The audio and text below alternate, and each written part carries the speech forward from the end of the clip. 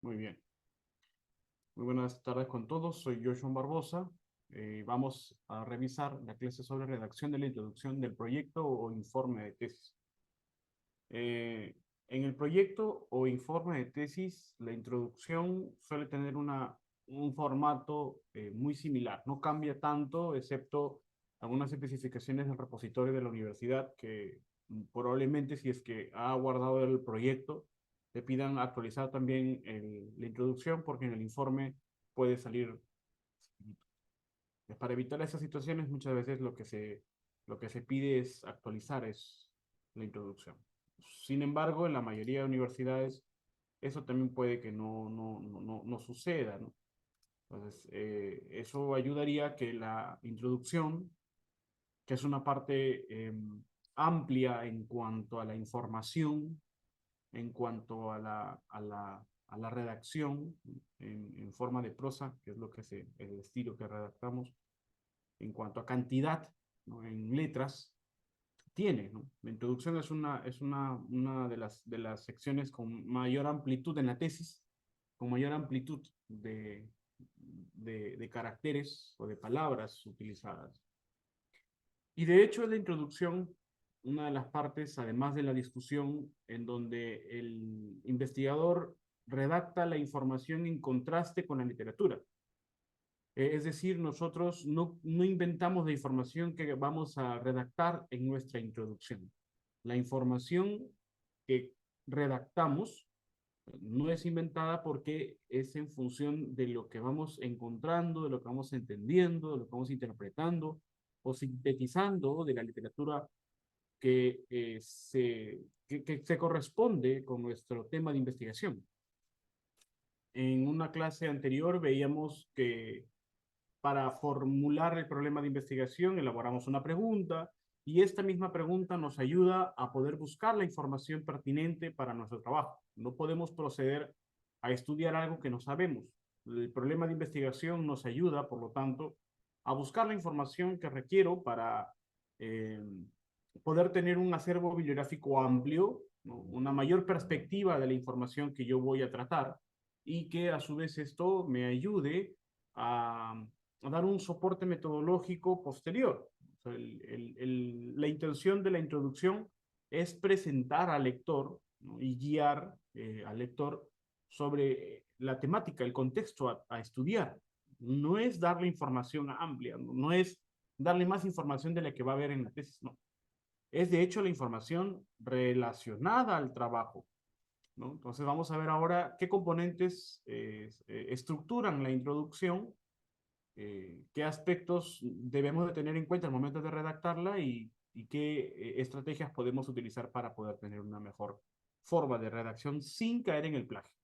Y luego vamos a ver también algunos aspectos éticos que deben de tener ustedes como tesistas para evitar caer en el problema de la redacción mal hecha. Muy bien, entonces, ¿dónde encontrar información? Vamos a encontrar información utilizando bases de datos a través de los recursos institucionales que tiene la universidad. Vamos a quitar esto. La universidad tiene diferentes accesos institucionales que ustedes pueden explotar, que pueden utilizar para que puedan tener información precisa y sobre todo de mayor calidad. Hay recursos abiertos, sin embargo, que pueden aplicar de forma gratuita, obviamente, para poder tener una mayor cantidad de información. Recuerden de que cuando uno propone un trabajo de investigación y necesita recabar estudios que nos permitan llegar a la información, no necesitamos cantidad, necesitamos calidad de los estudios. Aquí sí aplica esto. Obviamente, tampoco vamos a dejar de lado el mayor número de estudios que se asocian a nuestro trabajo, porque sí es importante tener un número de estudios, pero deben ser en la medida que sea posible lo más relacionados con nuestro tema. Y obviamente un número o una cantidad muy exagerada de estudios como bibliografía para nuestro trabajo no nos va a ser útil. Uno, porque no la vamos a leer. Y dos, porque no vamos a saber qué hacer con tanta información. Entonces, si me recomiendan, mejor dicho, si me preguntan, yo recomiendo siempre eh, una cantidad no mayor a 100 recursos que puedan utilizar para que de esos 100 empiecen a escoger qué estudios van a poder ser útiles para su trabajo de investigación, ¿no? Entonces, hay dos tiempos, o mejor dicho, hay tres tiempos de la redacción científica en un trabajo de investigación, ya sea una tesis o un artículo científico. Hay tres tiempos. El primer tiempo es la preparación, o sea, la etapa previa al desarrollo del trabajo. Cuando uno, por ejemplo, planifica la idea de la investigación, cuando uno planifica cómo va a ser el trabajo de investigación. O sea, cuando uno está por desarrollar el proyecto, o sea, todavía no ha desarrollado nada, simplemente tiene la idea de investigación o posiblemente la pregunta de investigación. Entonces, la etapa previa a la redacción implica una preparación, ¿no? El desarrollo de una estructura, un esqueleto de cómo podría ir la redacción de nuestro trabajo de investigación en general, desde la introducción hasta las referencias, ¿no? Podemos tener ya un bosquejo de cómo va a quedar o cómo podría quedar nuestro trabajo, ¿no? Aquí en esta etapa, en este primer tiempo, podríamos nosotros planificar, por ejemplo, en cuanto a la introducción, ¿qué aspectos debería tener nuestra introducción? ¿Qué aspectos debería abordar? Si yo ya tengo la pregunta de investigación o el tema de investigación, yo puedo hacer una estructura, un bosquejo de una estructura de qué cosas debería contener la introducción y en cuántas palabras podría estar o en cuántas páginas podrían abordarse, cuántas páginas podrían abordarse nuestra introducción en nuestra tesis o en nuestro artículo científico. Entonces, ese es un primer tiempo, la etapa previa. Luego la etapa eh, intermedia o la etapa en ejecución. O sea, durante la ejecución del trabajo de investigación, también pueden encontrarse nuevos recursos o nuevos estudios o nueva información que nos sea útil para considerarla dentro y que obviamente va a ir transformando, modificando la estructura, por ejemplo, de la introducción como tal o de cualquier otra parte del trabajo de investigación que requiera algún ajuste en cuanto a la redacción. Ese es el durante. Y finalmente la etapa final en donde ya uno revisa con los resultados de la investigación, puede replantear incluso la forma en cómo se redacta vía la introducción, ¿no? Suele suceder mucho cuando se trabaja en equipo, la división, o yo le llamo eh, la división o la fraccionalidad, le digo yo, siempre le digo la partición de, de, los, de las secciones de un trabajo de investigación. Y yo le digo esto porque muchas veces yo me he topado con muchos grupos en donde asignan labores y dicen, ya, tú vas a redactar la introducción, tú vas a redactar los métodos, tú vas a redactar los resultados y tú vas a redactar la discusión. Esto es lo peor que puede suceder. O sea, un trabajo de investigación, voy a poner un ejemplo así, no, voy a redactarlo mejor conmigo. Un trabajo de investigación, vamos a verlo desde dos puntos de vista. Este es un trabajo de investigación. Para que el trabajo de investigación siga creciendo y madurando, ¿no? Desde un punto inicial, disculpen mis redonditos, el aporte debe ser de todos, ¿no? Por ejemplo, acá está la primera persona, el primer autor, hacia adentro. O sea, el aporte debe ser de todos en simultáneo. Eso es lo más óptimo en la redacción científica. O sea, si alguien va a realizar el trabajo, todos deben ir revisando, pero va a haber de todos los autores uno principal. Vamos a denominar el autor principal, el autor ejecutivo, el autor que está a cargo de todo el trabajo, el que dirige el trabajo, que suele ser siempre una persona con mayor experiencia o suele ser a veces el aprendiz que está constantemente mirando todo el proceso. Este principal autor es el que prácticamente recoge la información de todos a la vez. Pueden haber reuniones, pueden haber trabajos en simultáneo, o pueden incluso circular correos electrónicos con un aporte en general y que esta persona va a ir recabando y construyendo y enviando a la vez a todos los autores para que vean cómo cambia el trabajo y cómo va creciendo. Esto es lo correcto, ¿no? Esto es la correcta redacción. O sea, ir aportando y el trabajo va a ir mejorando, va a ir creciendo hasta que quede en un punto final en donde decimos, ya, aquí queda. Este es el borrador final del trabajo. Y eso tiene que ver, por ejemplo, con la introducción. No es correcto, no es correcto, en cambio, que, por ejemplo, el autor 1 aporta su parte aquí y dice, ya, esto es mío. El autor 2 dice, yo también aporto mi parte, ya, esto es mío. El autor 3 dice, yo aporto mi parte, esto es mío. Y el autor 4 dice, yo también aporto mi partecita y acá. Y se forma un Frankenstein, ¿no? Un Frankenstein que es el fragmento de cada una de las partes, donde uno se dividió la introducción, los resultados, los métodos, la discusión, la bibliografía. Y dice, no, yo pertenezco al equipo porque yo también he redactado una partecita de la bibliografía. Yo he puesto el título, ¿no? Yo he puesto el Word, así van a decirlo, ¿no? Y eso no es correcto. La redacción no debe ser así. En la tesis, muchas veces nos topamos que a veces hay un solo autor. Entonces, ese autor tiene que hacer la construcción. Por eso es que lo más óptimo es que esto se haga de esta manera. El autor viene a realizar todas las secciones de la tesis, si es que es un autor único. Y si son dos personas, la elaboración del trabajo debe ir de esa manera, ¿no? Ambos van construyendo, ambos van redactando. No es bueno dividir las partes, ¿no? Sino, ni tampoco, por ejemplo, si son dos personas, decir ya, la introducción la vamos a dividir en dos partes, tú pones una, yo pongo otra, la unimos y ya está. No. Es mejor reunirse, revisar que las palabras puedan ser redactadas. Por ejemplo, si una persona puede empezar la introducción, la otra persona puede continuar la redacción del trabajo, mejorando la versión anterior, ¿no? Avanzando una siguiente y retrocediendo para ver cómo ha redactado, y luego se reúnen para una tercera versión, una cuarta versión, y la quinta versión es la que ya finalmente es la que se queda, ¿no? Y decimos acá, esta es. Ese es el proceso correcto de redacción científica, incluso cuando es una sola persona.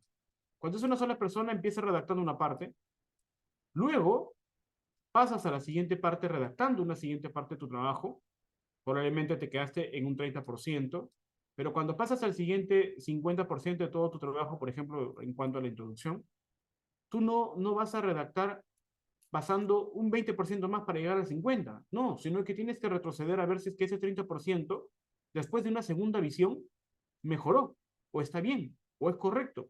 Pero suele suceder que a veces nos cambiamos palabras, o a veces escribimos de más, o a veces escribimos de menos, y no es correcto, y lo mejoramos, o encontramos por ahí algunos otros trabajos que nos inspiran a una mejor redacción por la forma en cómo están presentados estos estudios, ¿no? Recuerden que la mejor forma de aprender a escribir es viendo cómo otros escriben. Para nadie, incluso para los investigadores con experiencia, para nadie es tan sencillo escribir una investigación cuando todavía no tienen la experiencia o cuando no es tan sencillo en realidad escribir. La información no nace de la nada, ¿no? Hay que ordenarla, hay que planificar. No es que yo, por ejemplo, yo soy un investigador distinguido en el Perú y tengo un montón de publicaciones, pero no significa de que yo voy hoy día a redactar el trabajo y este trabajo A se va a publicar en la revista como A. No, es imposible. Esto nunca va a suceder. Esto jamás va a suceder. No es que yo me siento una tarde y me pongo a escribir y mañana se publica. Si yo empiezo a redactar un primer borrador, este estudio va a tener una serie de transformaciones que van a ser revisadas por los diferentes autores y que va a terminar publicándose con una versión que ni siquiera fue probablemente la versión original con la que yo empecé. Y esto es lo que suele suceder en las tesis. En las tesis uno tiene que redactar y redactar y escribir y escribir y escribir para que el asesor, en la medida que sea posible, o una tercera persona, puedan revisar y retroalimentar el trabajo para darle una mejor visión. Recuerden que nuestros trabajos como tesis o artículos son como nuestros hijos, lo vemos como ojos de madre, ¿no? Y para una madre no hay hijo feo. Entonces, nuestro trabajo siempre va a ser perfecto. Y a veces cometemos el error de avanzar simplemente. Y en realidad el trabajo de investigación no es un avance lineal. Si yo avanzo un peldaño, retrocedo el peldaño nuevamente. Avanzo al siguiente peldaño y retrocedo nuevamente. Avanzo y retrocedo para poder revisar el avance de mi trabajo. Esto que implica tiempo y por lo tanto una planificación. ¿Bien? De cómo gestionar la información, esto lo vamos a ver también en una siguiente clase, pero ustedes recuerden de que deben utilizar los recursos para poder obtener información y gestionar la información a través de gestores bibliográficos. Por excelencia, les recomiendo Zotero. Si es que ya lo están utilizando, perfecto. Y si es que no, les recomiendo descargar desde la página de zotero.org para que puedan empezar a organizar la información. Entonces, en una siguiente clase vamos a ver cómo cómo se utiliza el programa Zotero para la redacción científica. Para ello deben de tener descargado el programa, instalado el programa en sus computadoras, ya sea para Mac o para Windows, y asegurarse que esté sincronizado con el programa Word, si es que usan Word, ¿no? Ya sea en el Word en Mac o en Windows. Entonces, los elementos de la introducción son 3 específicos, dependiendo de la institución también, porque esto puede variar. Ojo, esto es muy importante. Esta visión es una visión general de la introducción en todo trabajo de investigación, ya sea en una tesis o en un artículo. Pero la forma en cómo se presenta, sobre todo si se trata de una tesis, puede cambiar en instituciones, o sea, en universidades, puede cambiar incluso en la misma universidad. Para una escuela, por ejemplo, si eres de la escuela de medicina, probablemente te pidan una estructura. Si eres de la escuela de enfermería, probablemente te pidan otra estructura. Y así, si eres de la escuela de psicología, si eres de la escuela de ingeniería. Esto lo vamos a ver para la escuela de medicina en general. Entonces, por ejemplo, yo enseño en UPC, pues si eres alumno mío en UPC, probablemente esta introducción sea única. La introducción en la tesis de UPC es única. O sea, es una sola estructura. Y estos 3 elementos componen la introducción de esta estructura, ¿no? Normalmente en UPC recomendamos 3 páginas. Pero si eres alumno mío de la Universidad César Vallejo, probablemente te topes que la introducción solamente tiene las primeras 2 partes, ¿no? O la primera parte, disculpa. La realidad problemática y la justificación, que es la primera parte de la introducción, y luego la segunda parte, que son el marco teórico. El marco teórico que contiene a los estudios previos o los antecedentes y la teoría relacionada al tema. Pero, en general, los 3 elementos siempre van a estar en una introducción. Entonces, apréndete estos 3 y si eres de alguna institución, cualquier institución, probablemente los termines utilizando y luego lo divides en cada una de las partes que te piden en tu trabajo.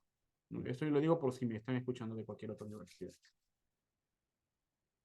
Entonces, ¿qué podemos utilizar para redactar la realidad problemática? Yo les presento estos 3 puntos. El contexto, los elementos y los vacíos del conocimiento. Si ustedes responden a estas preguntas, obviamente con referencias bibliográficas, vamos a poder redactar correctamente nuestro trabajo. Luego les voy a presentar un formato que les va a ayudar a extraer la información y a utilizarla para responder a estas preguntas. Realidad problemática. En función del contexto, o sea, el contexto que implica el problema como tal, ¿no? ¿Qué sucede? ¿Qué está sucediendo? ¿Cómo está afectando a la población la problemática que queremos abordar?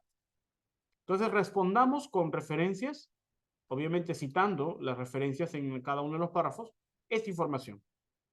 Podemos, por ejemplo, empezar con una redacción propia, ¿no? Redactamos nuestras propias respuestas a estas 2 preguntas y a partir de aquí yo ya puedo tener una idea sobre qué buscar. Y, ¿no? Entonces, a partir de aquí yo ya empiezo a buscar información a partir de mis preguntas o de mi propia propuesta de redacción. Yo empiezo a buscar información y la información que encuentre yo la voy a ir agregando. La información que encontré en función de mi propia redacción, yo la voy a ir agregando. Aquí, yo la voy a ir agregando. Lo mismo con los elementos del problema. ¿Qué factores están involucrados? ¿Qué evidencia explica esta problemática? ¿No? ¿Qué se entiende de esta evidencia? O sea, de lo que se ha estudiado. ¿Qué cosas se han estudiado acerca del problema? Y finalmente los vacíos, ¿no? Así como preguntamos qué cosas se ha estudiado, lo que queremos saber también es qué cosa no se sabe acerca de lo que queremos abordar, ¿no? ¿Qué vacíos o barreras en el conocimiento existen, ¿no? ¿Qué es lo que se quiere conocer? Esto es la realidad problemática. Si respondemos a estas preguntas, vamos a tener ya la gran parte de la redacción de la introducción respecto a la realidad problemática, o sea, lo que está pasando. Ahora, en la sección de antecedentes o trabajos previos, podemos dividirlo en dos partes. Yo lo he dividido así porque con la experiencia trabajando en diferentes instituciones, me he dado cuenta de que algunos piden los trabajos previos según la ubicación. O sea, por ejemplo, antecedentes o evidencias internacionales o evidencias locales, o sea, a nivel nacional, ¿no? Yo también lo he establecido según contraste. O sea, por ejemplo, contraste de la variable de factor asociado al desenlace. ¿Qué otros estudios han abordado la pregunta, problema o pico? O sea, en general. No me importa de dónde vengan, me importa cómo han contrastado la información de lo que queremos abordar. Eso significa que yo tengo que buscar estudios que hayan evaluado la pregunta, problema o la pico que estoy estudiando. O sea, si yo estoy estudiando los factores asociados a mortalidad por sarampión, por ejemplo, yo tengo que buscar todos los estudios que se hayan publicado acerca que hayan analizado los factores asociados a mortalidad por sarampión. Es un ejemplo, ¿no?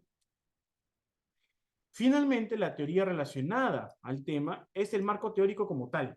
En el área médica lo vamos a denominar el abordaje conceptual clínico o el abordaje clínico, ¿no? Empezamos con un abordaje conceptual, o sea, de los conceptos clave como el diagnóstico, ¿no? O como el concepto clínico de la enfermedad o de la temática a abordar. Un abordaje epidemiológico que implica los aspectos estadísticos, o sea, la prevalencia o la frecuencia del evento, desde un contexto local o regional, ¿no? Porque, por ejemplo, si tú eres de Trujillo, de donde somos muchos, si tú eres de Trujillo, tienes que empezar abordando los aspectos epidemiológicos de Trujillo. Luego vas a la región, luego vas a otras regiones y luego vas a nivel nacional, ¿no? No vas a abordar de Lima si eres de Trujillo, o viceversa, no vas a abordar de Trujillo si eres de Lima. Y luego a nivel internacional. Los aspectos epidemiológicos siempre van desde lo más local hacia lo más internacional, no al revés. A diferencia de los antecedentes, que el orden no importa. Importa mucho al jurado, probablemente, ¿no? Recuerda de que, otro punto que debemos tener en cuenta, que la mejor redacción no existe la mejor redacción. Oye, pero estamos hablando de que puede que tú seas un premio Nobel. Hasta los premios Nobel reciben críticas de sus trabajos. Y hasta los premios Nobel nunca escriben solos. De hecho, probablemente ni siquiera ellos escriben sus trabajos. Ellos simplemente obtienen los resultados. Son parte de un equipo, ¿no? O sea, no existe el trabajo perfecto. Y tú puedes redactar lo mejor posible y tu asesor puede estar de acuerdo y al 100% bien, pero vas a tener correcciones cuando tu jurado revise tu trabajo. ¿Por qué? Porque eh, probablemente la interpretación sea buena, pero siempre todo trabajo va a estar visto bajo la perspectiva de una persona con puntos de vista singulares. Y eso es válido. De hecho, eso hace crecer el trabajo. Y por eso les decía, ¿no? El trabajo no es un Frankenstein, ¿no? No es una célula que se divide y se genera en dos, así, no, no.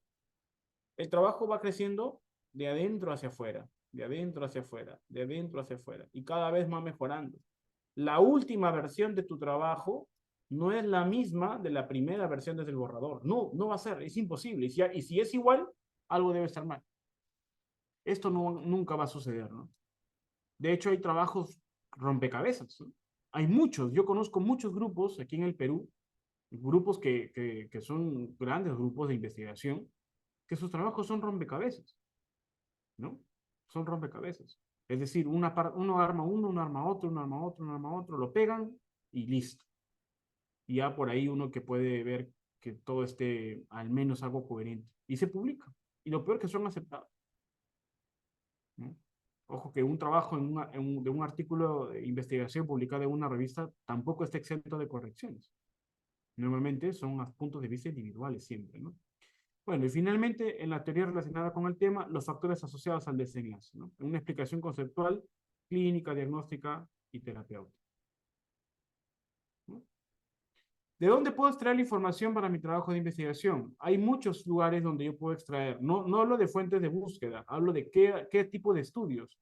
Yo puedo, por ejemplo, extraer información de estudios primarios o también de artículos de revisión o revisiones de expertos, ¿no? O sea, los reviews o literature reviews.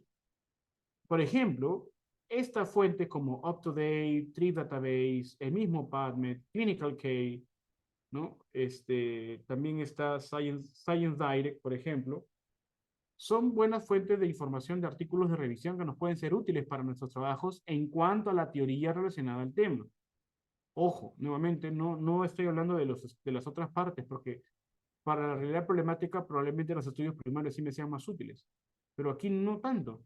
En la teoría relacionada con el tema yo necesito aspectos conceptuales de la enfermedad o del problema de salud y por lo tanto necesito fuentes de revisiones secundarias como UpToDate, Clinical Case, etcétera, ¿no? ¿Cómo extraer y redactar la información? Esto lo he colocado en el blog, ustedes ya lo habrán visto, ¿no? El blog que si no me equivoco debe estar por aquí.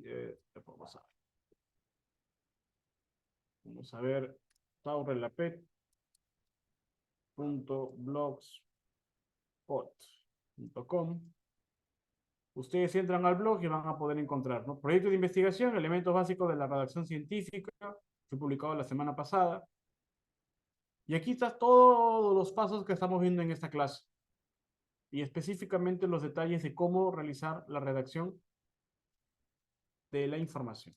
Hay tres puntos especiales. Lo primero es buscar la información. Todo lo que hagamos, gran parte de las funciones de la investigación en cuanto al trabajo de investigación para tesis o para publicación, o artículo científico, mejor dicho, implica búsqueda constante y sistemática de la información. Entonces es básico que aprendas a buscar información en las diferentes bases de datos. Es básico. Segundo es ordenar la información encontrada, ¿no? O sea, una vez que tú encontraste la información, ordena la información. Por ejemplo, mira, yo busco la información en PubMed, estoy buscando sobre neonatos e ictericia.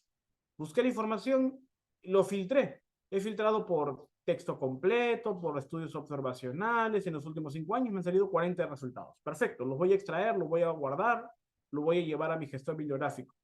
Descargo los PDFs y los guardo en una carpetita. Ahora aplico la literatura crítica. Entonces, primero busco la información y luego busco los PDFs de esa información encontrada. Yo necesito filtrar la información. No toda la información que encontré me va a ser útil, por lo tanto yo aplico filtros. Estos filtros, estos estudios, por ejemplo, pudieron haber sido 1000 estudios encontrados, y de estos solamente me sirven 100. Entonces, estos 100 yo voy a buscar información, voy a leerlos, y voy a ver cuáles, de hecho, de estos 100, cuáles más me sirven. Supongamos que de esos 100 me sirvan solamente 40. De esos 40 voy a utilizar en mi referencia finalmente. Probablemente ni siquiera todos los 40, sino unos 25, 30, ¿no? Y a estos estudios yo voy a aplicar lectura crítica. ¿Qué significa lectura crítica? Lectura e interpretación de la información. Yo requiero conocer siempre, para poder leer y entender un artículo, necesito conocer el diseño de la investigación. Y voy a colocar en grande aquí. O sea, ustedes tienen que aprender como médicos los diseños de investigación. Específicamente, si están haciendo estudios observacionales, aprendan sobre los diseños de estudios observacionales. Por ejemplo, ¿qué es un estudio de cohorte? ¿Qué es un estudio de caso control? ¿Qué es un estudio analítico transversal? ¿Qué son? ¿Cómo se hacen? ¿Cómo se evalúan? ¿Cuáles son las variables de factor? ¿Cuáles son las variables de desenlace? ¿No? ¿Qué significan? ¿Qué significa que una variable sea dicotómica o politómica, sea numérica, por ejemplo, ¿no? ¿Cómo se evalúa? ¿Cómo se evalúan los estudios de cohorte? ¿Qué significa el riesgo relativo? ¿Qué significa el odds ratio? ¿Qué significa la razón de prevalencia? Todo eso deben de saberlo, ¿no?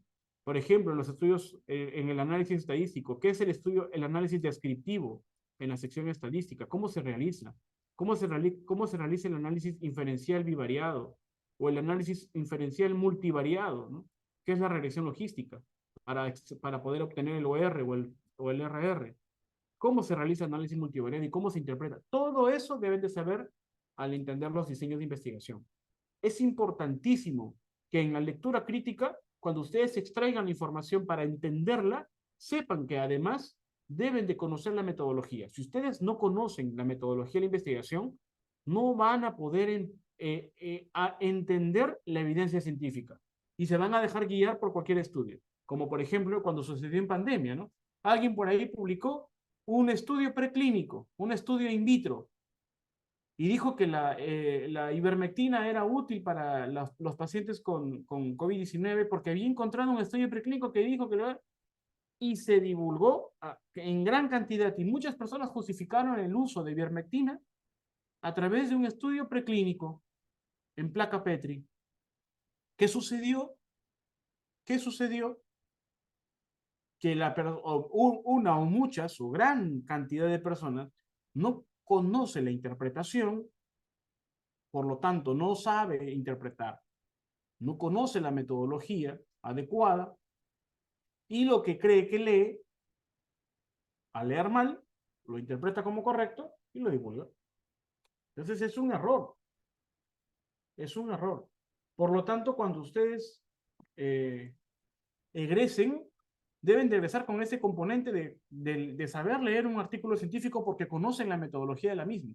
Si es un estudio de cohorte, ya saben cómo identificar. Y saben cómo identificar cuando un estudio no es de cohorte o cuando no es de caso control.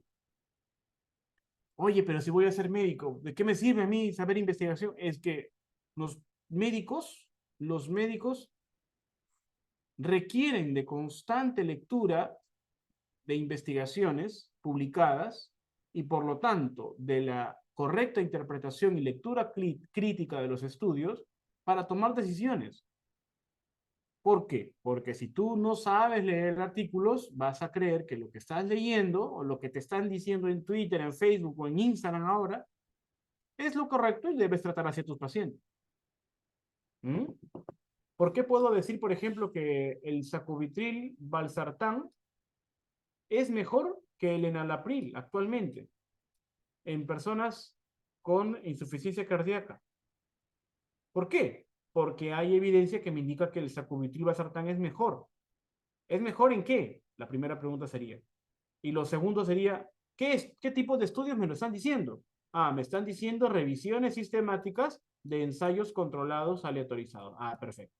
Si una revisión sistemática con metaanálisis de ensayos controlados aleatorizados me dice que es esto, que el sacubitril valsartán es mejor que el enalapril, entonces yo puedo decir que es correcto. Pero para eso también debo de saber interpretar una revisión sistemática de ensayos controlados aleatorizados. Para todo, en general, yo debo de conocer la metodología. Entonces yo les voy a compartir un Excel, que es este Excel, donde van a poder llenar la información de cualquier artículo que ustedes encuentren. Van a leer la pregunta, leen el título del estudio y con el título del estudio ustedes pueden plantear la pregunta o simplemente desagregar todos los aspectos de la pregunta de investigación o del título, como la población, la exposición o la intervención, el control y los desenlaces, el diseño que se encuentra dentro del artículo, cuáles fueron los criterios de inclusión, cuáles fueron los criterios de exclusión, los métodos de muestreo, si es que es un ensayo, van a colocar algunos datos adicionales, los desenlaces primarios y secundarios o las variables, ¿no? O cuál fue la variable de factor y desenlace, el análisis estadístico, los resultados, ¿no? Los resultados y las conclusiones. Muy bien. Y finalmente la interpretación. ¿Qué interpretación le dan ustedes? ¿Para qué es importante extraer la información? ¿Por qué? Porque en los antecedentes ustedes van a utilizar toda esta información. Esta información va a ser utilizada en los antecedentes y va a ser también utilizada, por ejemplo, en las secciones de los aspectos epidemiológicos, por ejemplo. ¿No? Probablemente pues, ustedes utilicen la información del análisis estadístico de resultados para algunos aspectos epidemiológicos o de contraste. Sin embargo, también dentro del mismo formato hay una sección grande donde ya pueden utilizar más información, más texto, como por ejemplo aspectos epidemiológicos abordados por el estudio. Normalmente, ¿dónde se encuentra? Eso se encuentra en la introducción. También, por ejemplo, las citaciones de otros autores, ¿no? ¿Qué describieron sobre lo que otros estudios hicieron? ¿No? O sea, por ejemplo, ellos pueden estar diciendo, Vázquez, en el estudio de López, menciona que tal, tal, tal, tal, tal. Entonces van al estudio de López y van a buscar la información primaria. Y finalmente, definiciones o conceptos, ¿no? Por ejemplo, conceptos clínicos, diagnósticos, terapéuticos o epidemiológicos que hayan definido en el artículo. ¿Eso normalmente dónde está? Está en la introducción o está en la discusión. Entonces, yo voy a colocar esa información acá, pero voy a tener cuidado al redactarlo, porque yo no voy a copiar y pegarlo. Yo voy a escribirlo, yo voy a leerlo, interpretarlo y redactarlo. No tal cual, sino lo más similar posible que evite el plagio. No voy a copiar y pegar. No se copia y se pega. Ni tampoco se le llama paráfrasis al acto de copiar, pegar y cambiar por otras palabras. No, hay que leer. Acá viene la palabra reflexión. Reflexión y síntesis. O sea, ¿qué significa?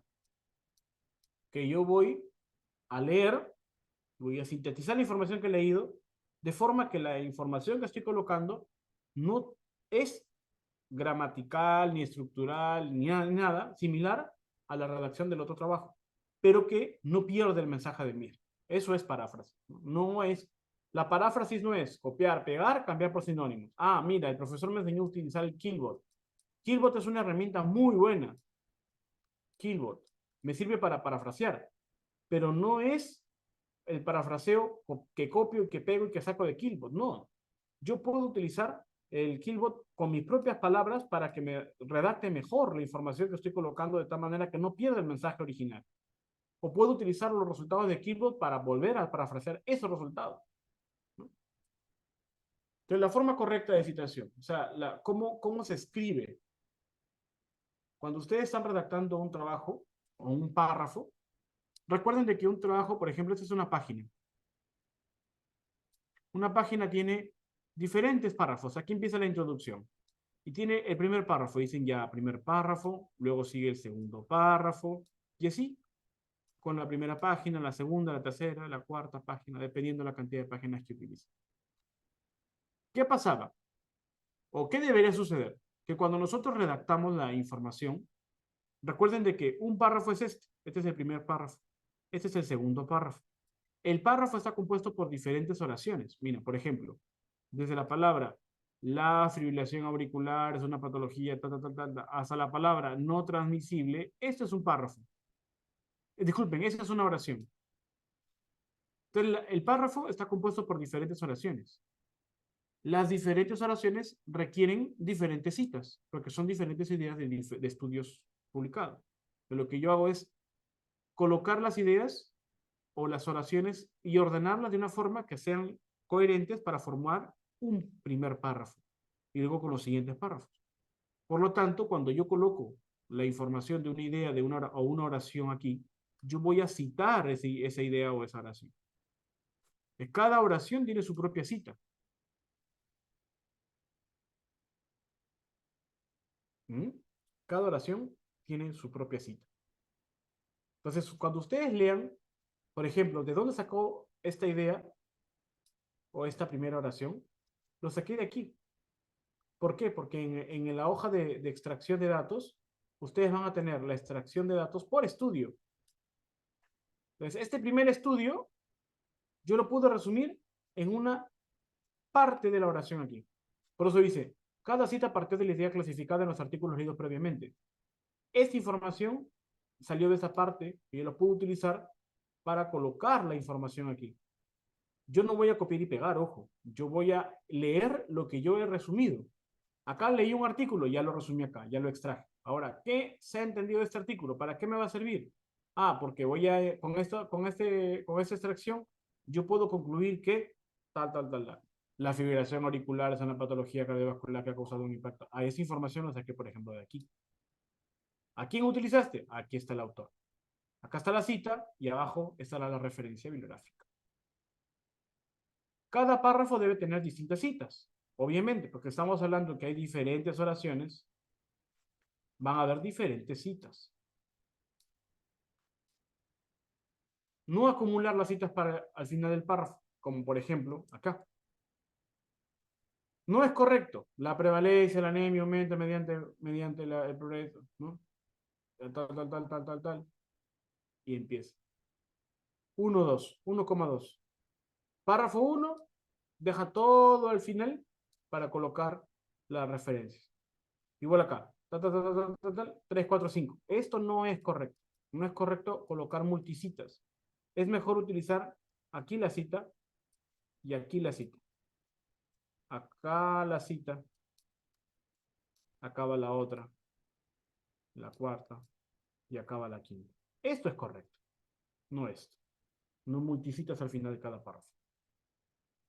Justificación. Bueno, ya hemos visto en la anterior clase cómo se realiza la justificación. Hay alguna serie de palabras o preguntas que también pueden realizar para que nos vaya mejor la redacción de la justificación. Entonces, cuando lean un artículo científico deben de aprender a extraer la información. Utilizando este formatito les va a ayudar a que puedan generar, a partir de los resultados de un estudio, este tipo de redacción, ¿no? A partir de aquí, yo empiezo a redactar. El estudio realizado por Salama, tal, tuvo como objetivo, tal. Mira, toda esa información que estamos acá colocando está precisamente en nuestra tabla de extracción. Yo simplemente la estoy ordenando. Pero si tú te das cuenta y lees esto, no va a ser similar, no tiene por qué ser similar en cuanto a la redacción y el estilo al resumen del estudio que estoy leyendo acá. Si tú lees esto, es información similar, pero no es la misma. O sea, no estoy tomando la información, copiando y pegando y cambiando palabras para que salga esto. Esta es mi propia redacción, utilizando este formato. Entonces, este formato mágico les va a ayudar a que puedan desarrollar el ejercicio de la extracción y lectura y sobre todo alguna información que les pueda ser útil para ir formulando su introducción, ¿no? Recomendaciones antes de terminar la clase. No utilicen ChatGPT. No utilicen ChatGPT para redactar la tesis. No le vayan a pedir ChatGPT, redáctame mi tesis sobre, o redáctame introducción de mi tesis sobre tal. No le pidan a ChatGPT redactar por ustedes. No vayan a cometer ese error. Repito, no le pidan a ChatGPT redactar la introducción de su trabajo. ¿Por qué? Porque cuando ustedes le piden a ChatGPT, ChatGPT lo va a dar, les va a dar la introducción o la redacción como una inteligencia artificial, como un robot, no es un humano. La redacción científica de ChatGPT es eficiente todavía. Puede tener cierta coherencia gramatical, pero el mensaje no tiene la profundidad que se requiere para poder entenderla. Entonces, no redacten. Ese es uno. El segundo motivo y el más fuerte es que cuando ustedes redactan por inteligencia artificial sigue siendo tan predecible que cuando ustedes lo analizan por Killbot, sale cuánto porcentaje hay disculpe, similitud no, sino de creación de inteligencia artificial. O sea, es posible verlo. No es bueno utilizar ChatGPT para redactar los artículos científicos. No es bueno. Entonces, recomendado. ¿Pero qué pueden hacer? Podemos usar ChatGPT ¿para qué? Para pedirle, por ejemplo, que nos ayude con la estructura. Entonces, cuando ustedes están empezando el trabajo de investigación, empezando el primer escalón, pueden elaborar esa estructura para poder, después de haber hecho el problema de investigación, poder saber qué aspectos debería abordar tu trabajo, como en introducción o tu discusión inclusive. Bueno, en este caso que estamos todavía en introducción, ChatGPT nos puede ayudar a elaborar un bosquejo de la estructura, más no del contenido, ¿eh? Más no del contenido. Muy bien, eso sería todo por ahora.